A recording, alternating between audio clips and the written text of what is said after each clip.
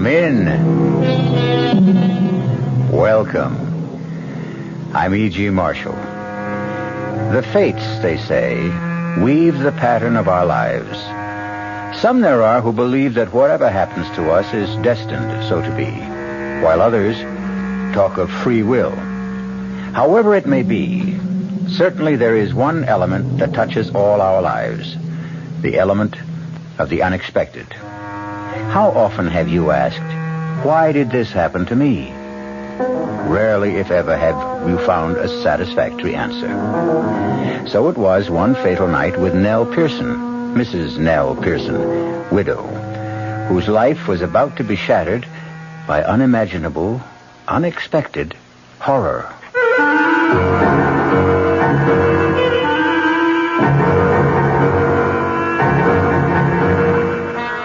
Our mystery drama, The Lodger, was written especially for the Mystery Theater by George Lothar and stars Kim Hunter. It is sponsored in part by Buick Motor Division and Anheuser-Busch Incorporated, brewers of Budweiser. I'll be back shortly with Act One.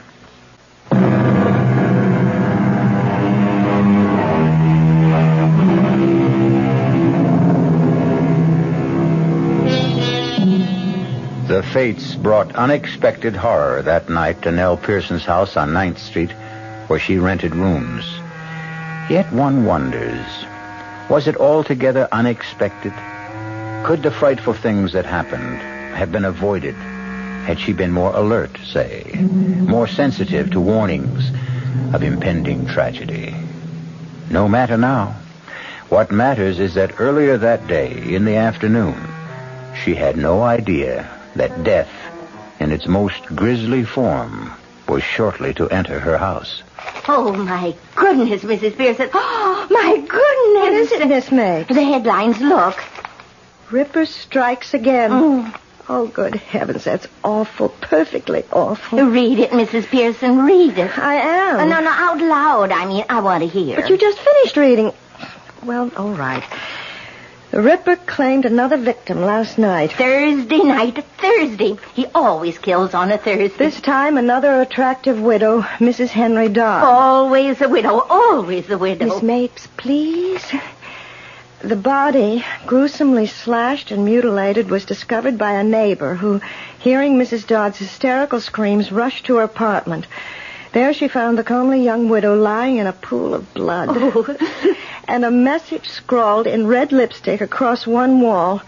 Stop me. Please stop me. Excuse me, Miss Pearson. Which windows you want washed first? I don't know, Charlie. You want to get to that today? Well, it's kind of warm out. I thought it'd be a good time to get started on them. Well, you decide, Charlie. Suit yourself. There's been another one, Charlie.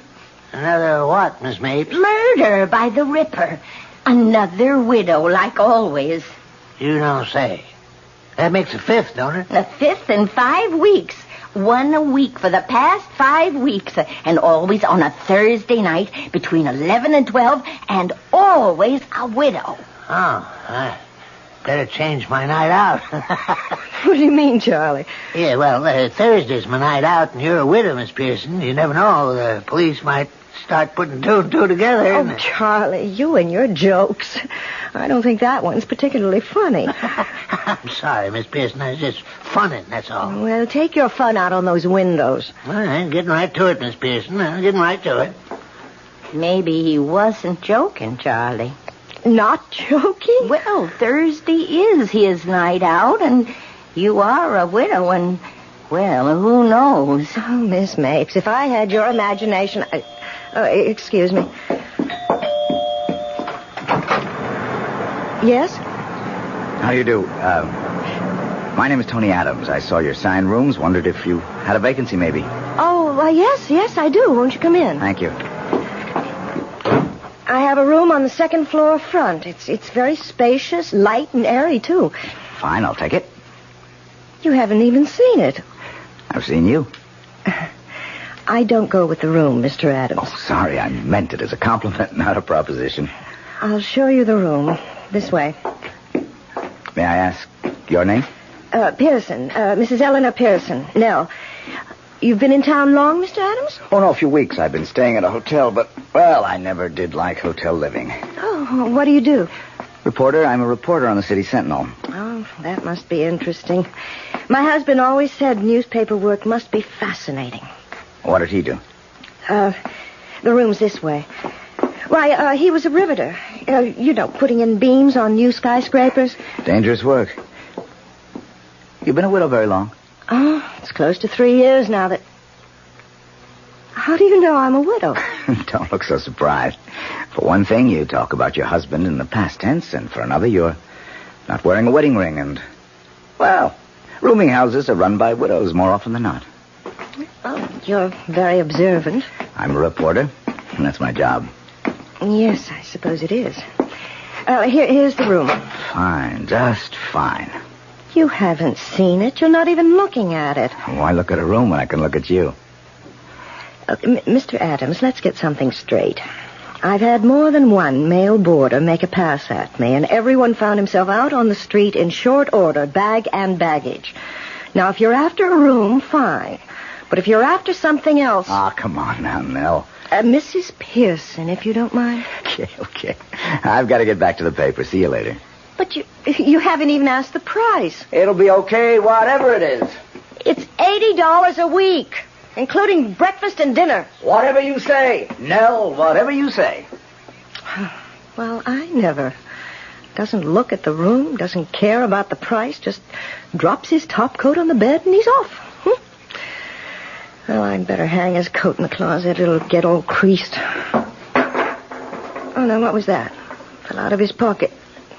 Rolled under the bed. Would roll under the bed, of course. Make me get down on my knees and... Why, it's a lipstick. What in the world would he be doing with a lipstick?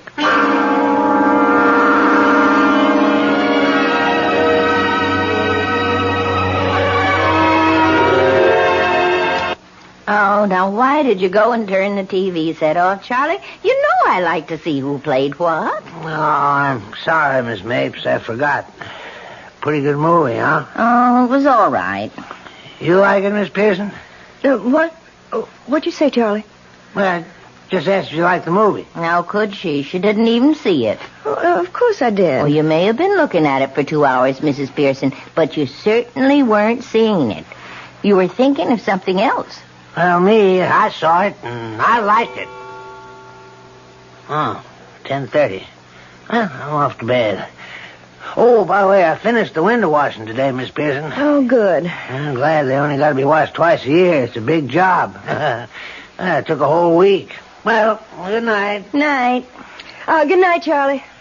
Mrs. Pearson, now I'm not one to pry, but why don't you tell me what's bothering you?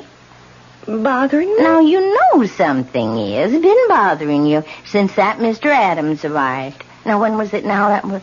This is Thursday, and he took the second floor front Friday it was. Mm-hmm. Now, I'll tell you something. You haven't been the same since. Oh, it's nothing, Miss Mapes. Nothing at all. Now, you don't fool me. Something's worrying you. I know it is. Oh, I might as well tell you.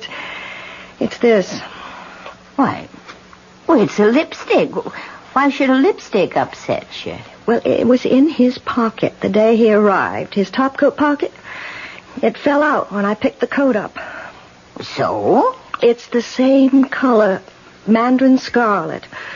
The Ripper uses to scrawl those awful messages with. Oh, and you think... Oh, you don't think he's the Ripper? Oh, no. Of course not. Well, then why the worry? I don't know. It just bothers me a little, that's all. And now, if you're all that worried, you could... maybe you did check on him? Check on him? Well, find out if he really does work for the City Sentinel and like that. You could call the paper. Oh, I'm just being silly, that's all. Of course you are. Mountains out of molehills. Well, I'm off for bed. Oh, are you sleeping better since we exchanged rooms? You've no idea. The traffic isn't anywhere near so loud. But what about you? Oh, I don't mind it. I told you that months ago. I know, and I thank you. Stop worrying now, and here's the lipstick.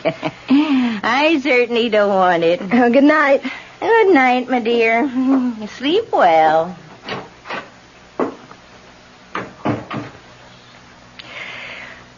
I wonder.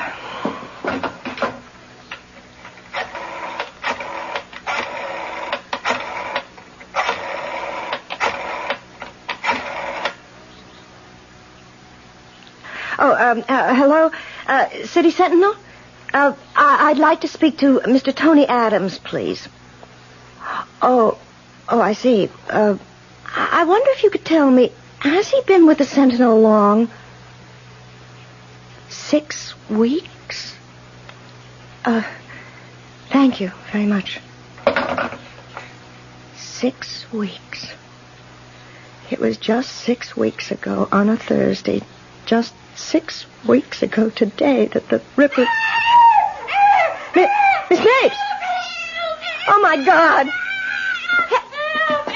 Charlie! Charlie, where are you? Oh, heaven help me, I'll have to go up myself. Miss Mapes! Miss Mapes! Oh, Charlie! Good Lord, Miss Pearson, was that Miss Mapes screaming? Yes. Don't hear nothing now.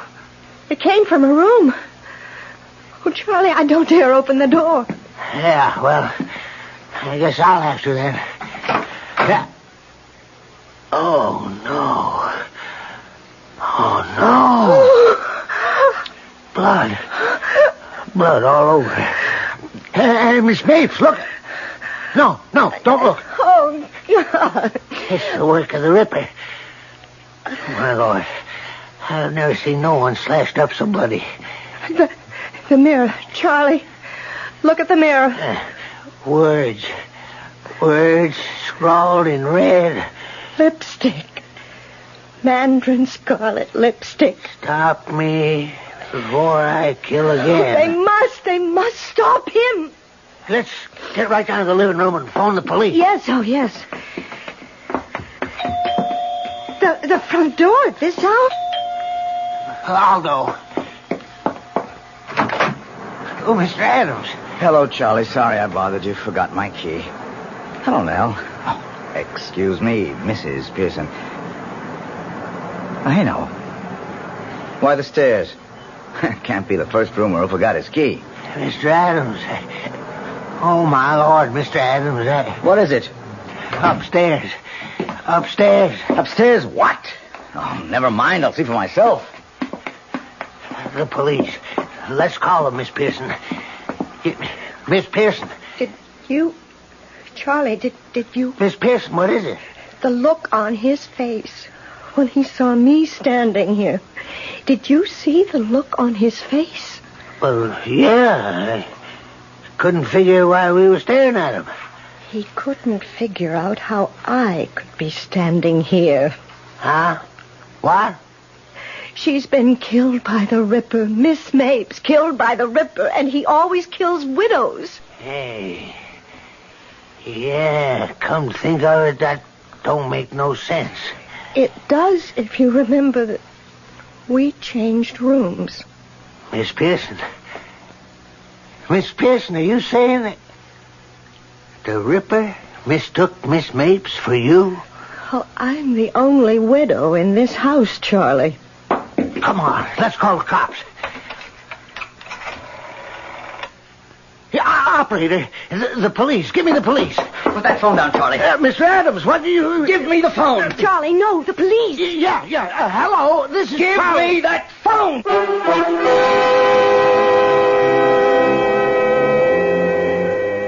So, weaving their pattern of the unexpected, the fates bring together on this fearsome night an innocent spinster named Miss Mapes and the Ripper, who mistook her for Nell Pearson. I'll be back shortly with Act 2.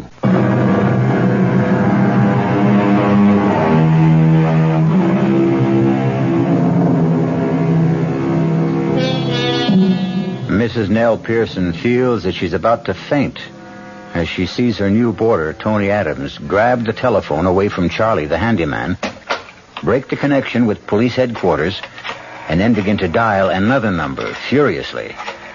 Charlie stands as if turned to stone.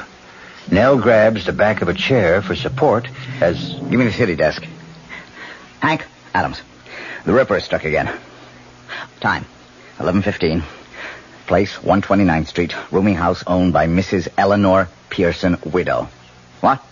No, not her. One of her boarders. A Miss Mapes. Well, he must have made a mistake. Hank, I know, but it isn't a widow this time. Now stop talking and take this, will you? In one of the ghastliest, bloodiest murders he's yet committed, the Ripper slashed his sixth victim.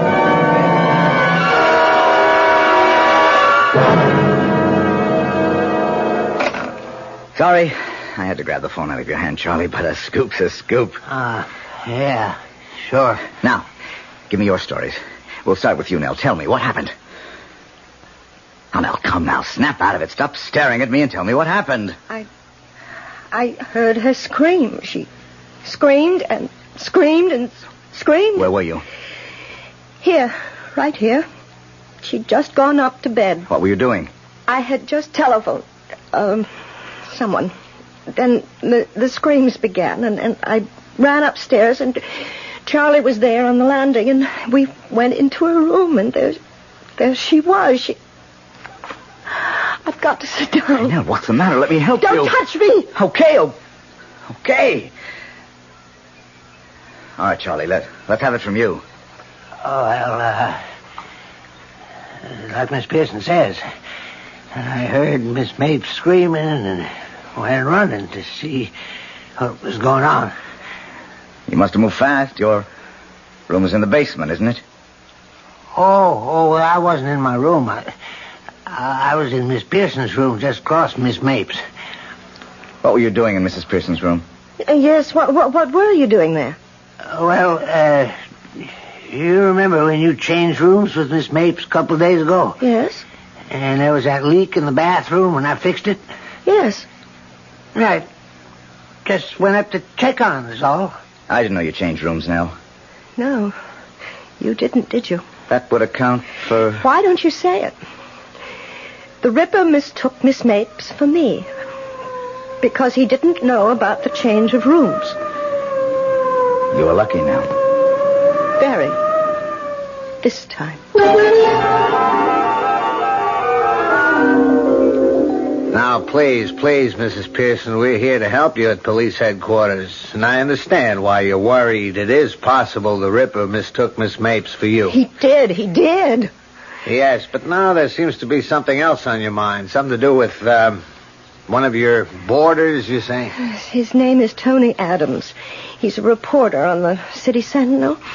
Well, he rented a room at my place just a week ago today. That was the day after the last murder. Yes, I know. Well, after he rented the room, he left to go to the newspaper, and I picked up his top coat to hang it in the closet, and this fell out. A lipstick? Yes. Mandarin scarlet. The same color the Ripper uses. To scrawl those horrible messages like last night on the wall of Miss Mapes' room. Well, it seems to me you're letting your fears run away with you, building up a case in your mind. Well, what about last night? He just happened to come home minutes after the murder, he says. And you think... I think he was lying. I think he killed Miss Mapes, left by the fire escape at the end of the second-floor corridor, and then pretended he'd just arrived home. Claimed he'd forgotten his key, so he'd have a witness to prove an alibi if he needed one. Well, it's clever thinking, if that's so. He's a clever man. Believe me, he is. And I'm afraid of him, Lieutenant. Terribly afraid. Mm-hmm. Well, I'll tell you what. The managing editor of the Sentinel is a good friend of mine. Let me just give him a ring and check on this Tony Adams.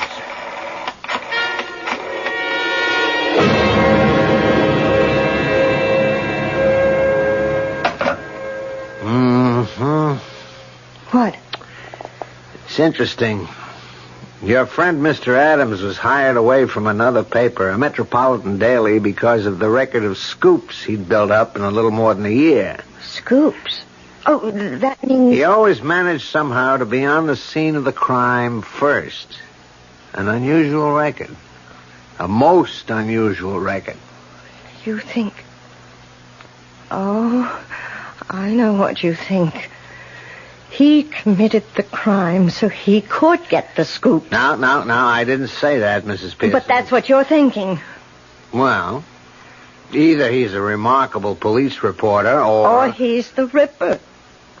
Lieutenant, I want protection. You've got to protect me. I want a policeman in my house night and day until that Ripper is caught. Tell me, do you have a room available in your house?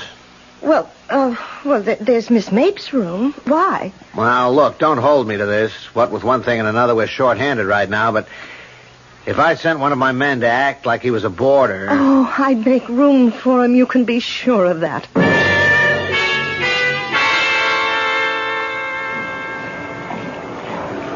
Oh, Nell. Charlie said I'd find you down here in the laundry room. Oh, what is it, Mr. Adams? What do you want? One thing I want is for you to call me Tony. One thing I want for you is to stop calling me Nell. Oh, come on. What have you got against me? Look, Mr. Adams, I've got a lot of work to do. Well, not much sense asking you now. What is it? Why, well, I was going to ask if you'd like to go to the movies with me. I figured that'd be your answer. What other answer would you expect? There was a murder in this house last night, a gruesome murder. Not only that, but the victim was a friend of mine. And you have the indecency to ask me to go to a movie with you? Yeah, I guess you could look at it that way, only... Look, I wish we could be friendlier, that's all. I'll level with you now. Excuse me, Mrs. Pearson. I've been thinking of settling down for some time now.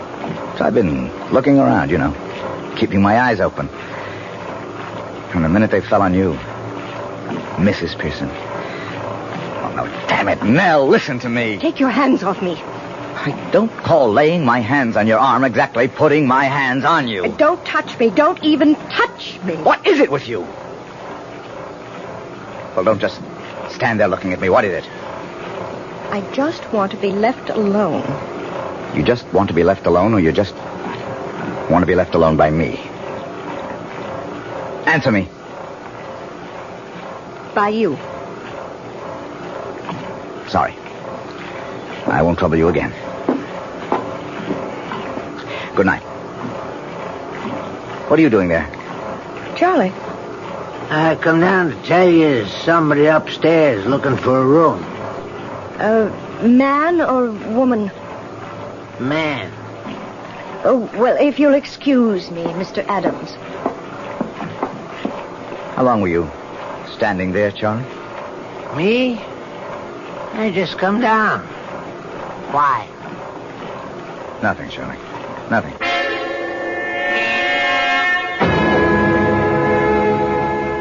How do you do? I'm Mrs. Pearson, the landlady. My name is Bowen, Lawrence Bowen. I saw your sign out front. I wondered if you had a vacancy. Yes, I do. A bed sitting room. Would you care to see it? If it's not too much trouble. No trouble at all, if you follow me. Did anyone recommend you here, Mr. Bowen? Well, no. I couldn't say I was recommended, although... Yes? Well, you might say I heard what happened here last night, and well, that's why I'm here. Well, here we are. This is the room. So this is where it happened. Yes. Huh. What a shame to die like that. Maybe you could fill me in on some things. I got a lot from Lieutenant Goldman, but I'd like to hear your side of things. Well, it's like this, Mr. Bowen. Is Mr. all right? Or should I call you Sergeant or something like that? Oh, I better keep it Mister. Oh, I understand. Did Lieutenant Goldman tell you about my finding the lipstick? Yes. Where did you find it? Well, I didn't find it, actually. It fell out of Mr. Adams' pocket. And, of course, when I saw it was mandarin scarlet, my suspicions were aroused right then and there. Yeah, same shade of lipstick the Ripper uses to write his messages. You found the lipstick and that aroused your suspicions. In other words, you think he could be the Ripper. I'm practically sure he is. Which is his room? Right there, that front room at the end of the corridor. I'd like to have a look at that. Is he out of the house? Oh, he may be. Though he was downstairs just a little while ago. I wouldn't want him to find me in his room. Maybe you could check and find out. Oh, of course, I'll do that. Now, be careful. Don't say or do anything to make him suspect. Oh, I won't. I won't. Oh, Charlie, where's Mr. Adams? In the sitting room. He said he was going to write some letters. Oh. Was something wrong, Miss Pearson? You act upset. No. I'm not upset. Not in the least. Thank you, Charlie. Oh, you've finished writing your letters. Huh? Yes. How did you know I was writing letters? I noticed you're holding some letters in your hand. I assumed you'd just written them. Naturally. Naturally. And now I'm going out and naturally post them.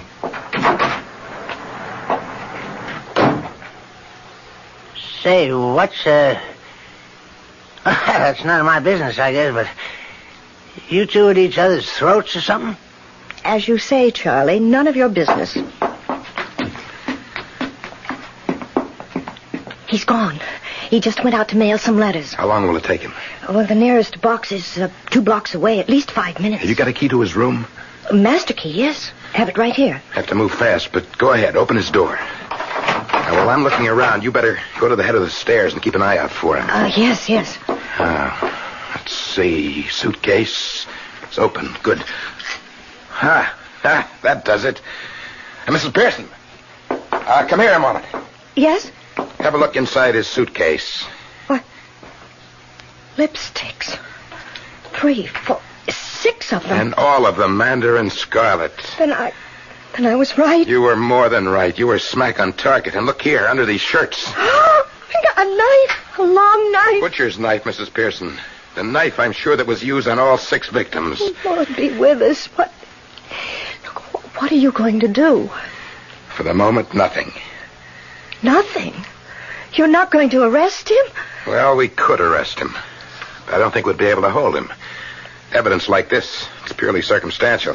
When we nail this bird, we want to nail him for good. Oh, I don't know. Maybe you ought to talk to Lieutenant Goldman and get his opinion. I will. You can depend on that. And I'll do it, Mrs. Pearson, not you. Well, I don't understand. If Adams is planning to murder you, he's keeping tabs on you. So don't try to contact the lieutenant in any way. Leave all that to me. Oh, very well, I will. Oh, Mr. Bowen, I can't tell you how glad I am you're here. There's no question about it now. He is the Ripper. He was planning... is planning to kill me. Well, he won't. I'll see to that. And that's a promise.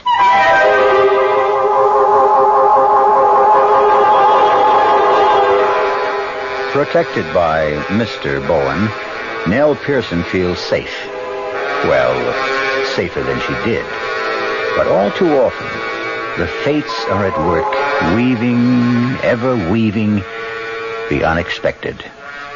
I'll be back shortly with Act 3.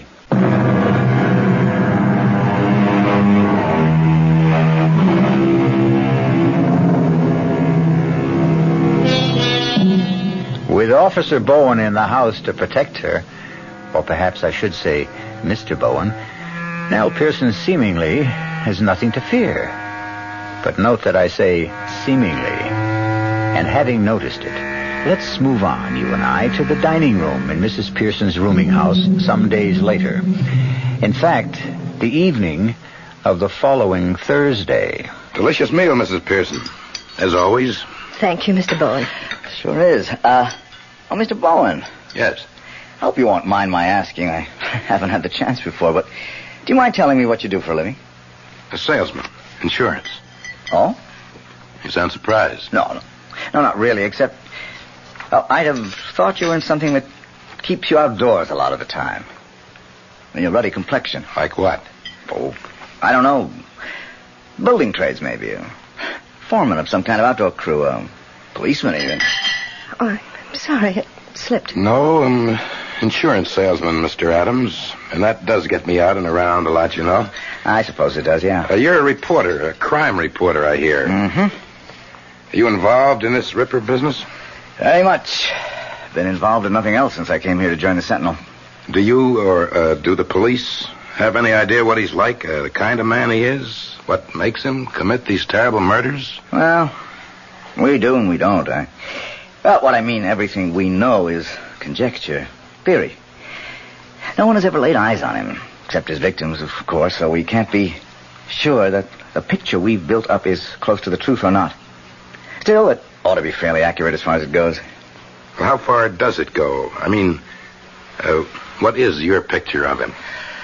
Well, we estimate he's between 5'11" and 6 feet. We get that from the height of his victims and the downward direction of some of the knife thrusts. Must we talk about the Ripper at the dinner table? Oh, I'm sorry, but Mr. Bowen asked. And... Well, there must be something else you can talk about. After all, there has been a murder in this house, and it was the Ripper, and this is Thursday, and the night that he commits these terrible crimes, and... Well, really? Oh, Nell, I am sorry. Me too, Mrs. Pearson. I'm awfully sorry. It's all right. Just stop talking about it. I certainly won't. It is Thursday night, and that means I've got to stake myself out at police headquarters. Want to be right in the scene, is that it? I'm always on the scene, Mr. Bowen. It's my job.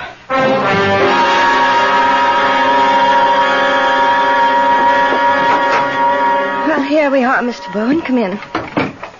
Well, now, this is very nice. Very comfortable, Mrs. Pearson. I can't understand why Miss Mapes, poor woman, wanted to change rooms with you. Well, the noise of the traffic bothered her. Well, no traffic noise that I can hear. Oh, that's because it's so late. It's nearly 11, but Miss Mapes usually went to bed quite early. I see. Better lock the door, Mrs. Pearson. Oh, but with you here to protect me... Well, the fewer chances we take, the better. Oh, well, I'll lock it. Good. Now, all we have to do is just sit and wait. Till midnight, that is. After midnight, you'll be safe. At least till next Thursday. You mind if I turn on the TV? Oh, of course not. Why should I? Well, you'll want to read your newspaper you brought, won't you? No, not necessarily. I thought I might kill time while waiting, but... No, go ahead. Go ahead, turn it on. We can catch the 11 o'clock news when it... Oh, excuse me. Hello? Mrs. Pearson? Yes. This is Lieutenant Goldman, police headquarters. Oh, yes. I just wanted to let you know you have nothing to worry about tonight. Oh, I'm sure I don't. I feel perfectly safe. You'll feel even safer when Officer Randolph gets there. Did you hear me, Mrs. Pearson? Why, no. What did you say? I've sent one of my men, Officer Randolph, over to your place. He ought to be with you in about 5 or 10 minutes.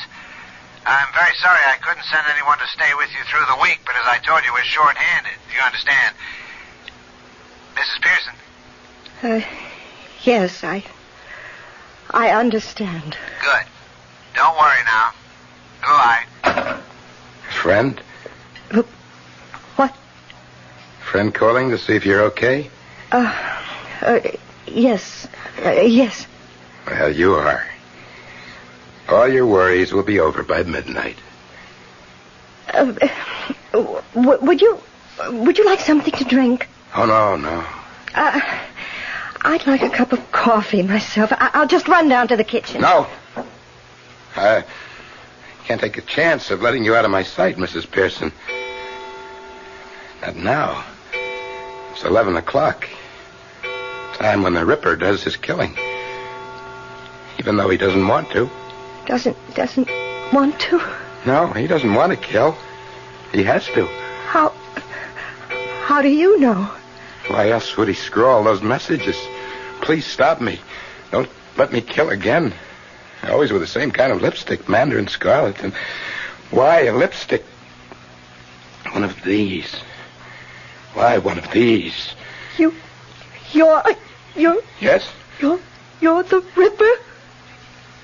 I'm sorry to say that I am, Mrs. Pearson. I wish I weren't. Look, you don't have to be. I do. I can't help myself. I just can't. Right now, this minute, I know what I'm going to do. And I don't want to do it. But I know I won't be able to help myself. They must catch me, Mrs. Pearson. They must catch me. They must stop me. They are going to catch you tonight. There's a police officer on his way here now. He'll be at the front door any minute.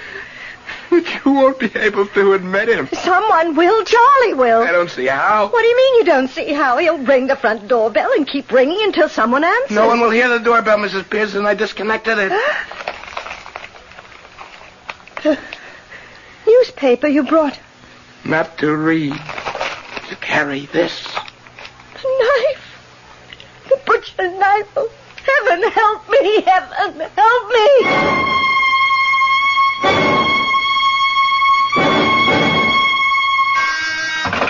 Goldman. Yes, send him in. Come in, Adams. Got a message you wanted to see me when I came in. Yeah. Coffee? Never turn it down. I just wanted to let you know I assigned a man to stay with Mrs. Pearson between 11 and midnight, and another hour or so after that, just to be sure. Thanks a heap, Lieutenant. I appreciate that. I think you're more worried about her than she was about herself.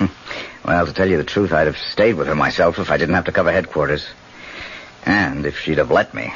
Let you? For some reason or other, she won't have anything to do with me. Me, I go for her. She turns me on, you know what I mean? But I can't get to first base with her. You ready for a shock? What? I didn't tell you this before because I didn't get the chance. Too damn busy with one thing and another, including putting a check on you. I don't get you. I had you checked out up and down and sideways because, well, you're not going to believe this. Mrs. Pearson was convinced you were the Ripper. Nell Pearson thought I... Excuse me. Goldman. No one answers. Well, that doesn't make any sense. She's there. I talked with her on the phone 10 minutes ago. Tell him to try again.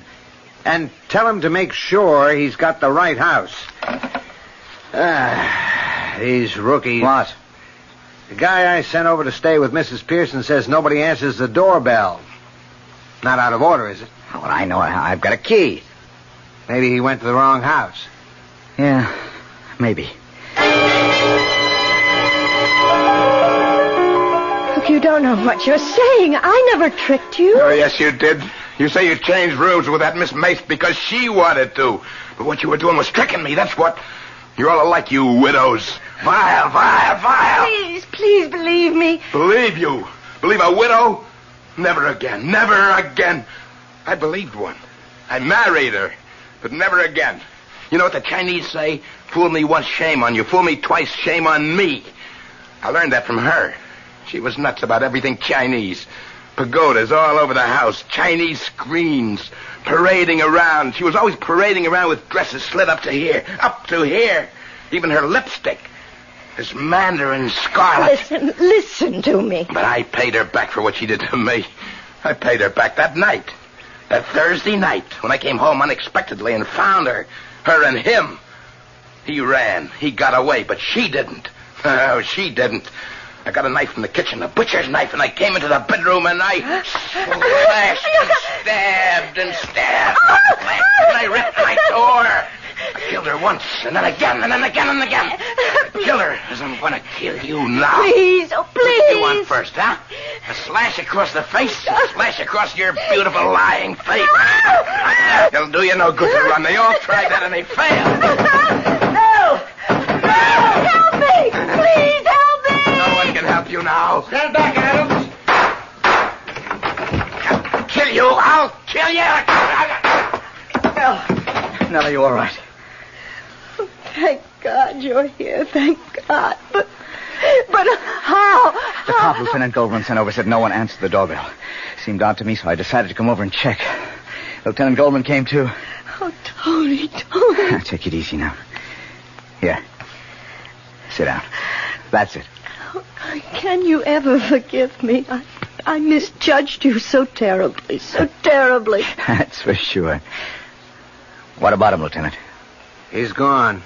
I hated to kill him, but I had no choice. And not the way he came at you, swinging that butcher knife. Hey, what are you doing? Calling the Sentinel. What else? I've got another scoop. If you don't mind. Hey, what? Operator, give me police headquarters. Oh, that's gratitude. I lead you to the Ripper, and you swindle me out of my scoop. You'll get your scoop. And the way Mrs. Pearson is looking at you, I'll say you get another. Hello, this is Golden. Give me homicide. Well, I know. What? Chief. Tony? This is Lieutenant You Golden. know I've been I crazy just named about the you since Ripper. I laid eyes on you. Yeah. You that's do right. know that. Yes. No, he's dead. Yes, I guess I do. Had to kill him. Well, if that movie I asked you to go to, they've held it over another week. Okay. Will you go with me some It's a rooming night? house somewhere. I'd love to. Oh, Anytime. Randolph. Any night. But Thursday.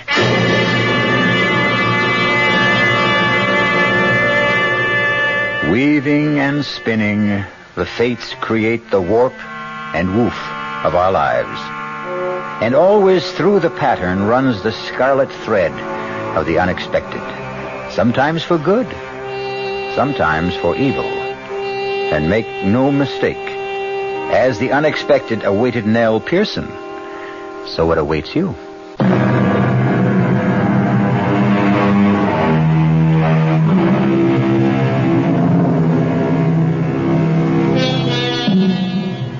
I'm sure you'll want to know that Nell and Tony are married now.